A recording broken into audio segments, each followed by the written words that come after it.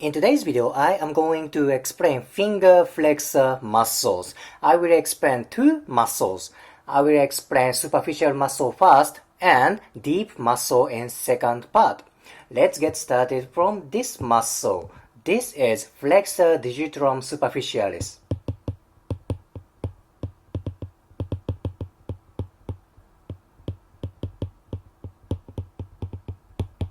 Flexor digitorum superficialis. Indeed, superficialis. This is superficial muscle. Let me explain its origin first. Basically, origin of this muscle is three parts, three bones. First bone is here. This is humerus, medial epicondyle of humerus.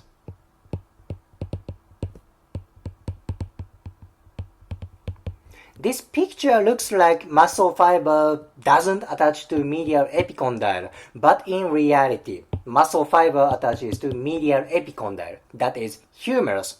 Next part is here, this bone, this is ulna. And next part is here, this is radius.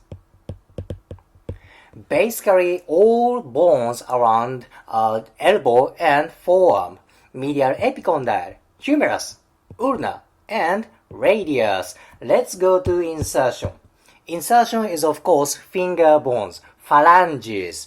Flexor digitorum superficialis is this one. This muscle, tendon attaches to here. Of course that is phalanges, right? This is middle phalanges. Middle phalanges. This is not flexor digitorum superficialis. This is another muscle which I will explain later. Anyhow, insertion is middle phalanges. Let me explain its function. Because this muscle, this tendon attaches to finger bones, of course that does finger flexion. Finger flexion. And look at orientation of its tendon.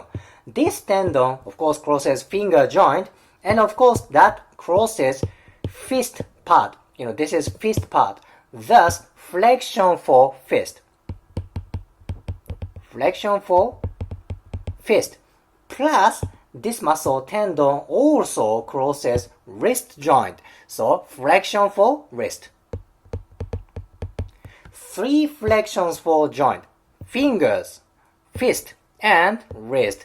This is very important muscle for gripping movement for fingers, wrist, and fist. Very important muscle.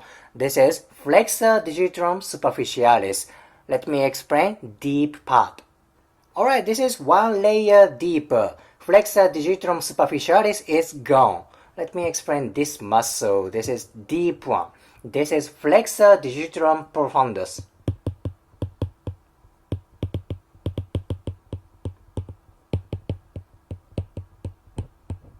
Flexor digitorum profundus, deep muscle. Origin of this muscle is two parts. First part is ulna. Plus, there is membrane between ulna and radius.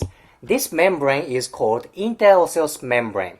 This muscle attaches to interosseous membrane.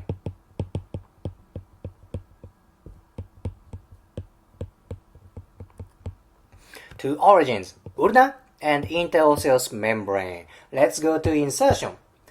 Well, actually, this is flexor digitorum profundus.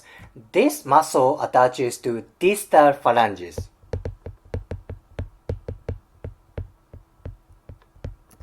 What I think cool part is flexor digitorum superficialis and profundus kinda crosses around here. This blue tendon indicates superficialis.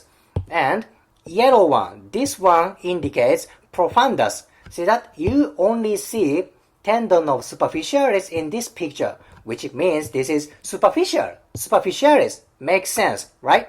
Then flexor digitorum superficialis kind of bifurcates here, then attaches to middle phalanges, right?